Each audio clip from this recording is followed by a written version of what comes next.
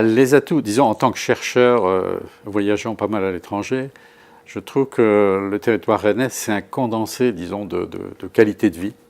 Alors, de qualité de vie scientifique, tout simplement parce que le campus de Beaulieu est un endroit idéal pour travailler. C'est vraiment une espèce d'endroit où on peut tout faire en se déplaçant vis-à-vis des collègues. Et c'est également, disons, un endroit, la Rennes Métropole est un endroit exceptionnel également pour la qualité de vie. Moi, j'ai la chance d'habiter à Béton, c'est-à-dire à 15 minutes donc, de mon lieu de travail.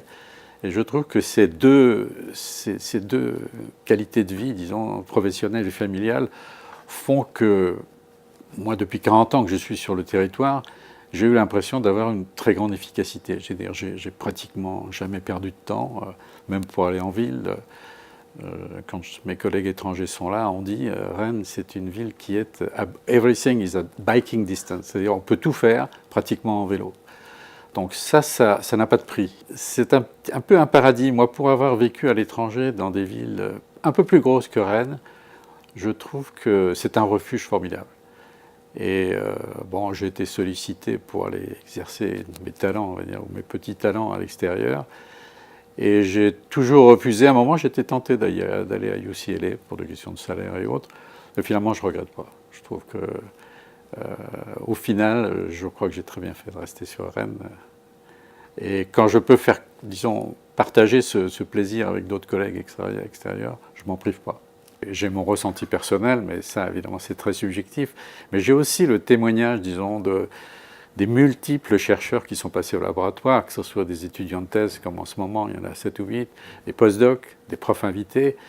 Et ce qui m'a toujours fait plaisir, c'est de voir, disons, l'espèce d'émotion qu'ils ont eue en étant sur Rennes, en se découvrant cette ville qu'ils ne connaissaient pas, et également, disons, la sincérité avec laquelle ils parlent de Rennes à l'extérieur.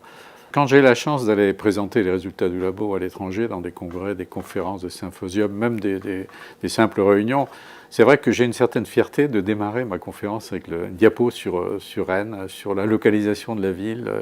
Pendant longtemps, dans la vie universitaire, on disait qu'il ne faut pas rester dans la même ville, il faut bouger. Moi, je suis un prototype assez bizarre. J'ai fait mes études à Rennes, j'ai fait ma thèse à Rennes, j'ai créé mon labo à Rennes et je vis à Rennes depuis 40 ans. Donc, on ne peut pas me reprocher de ne pas être un vrai prototype, un vrai produit rennais. Donc. Et bon, j'encouragerais tous ceux qui, comme moi, disons, ont des messages à porter vers l'extérieur, tout ce que vous en êtes.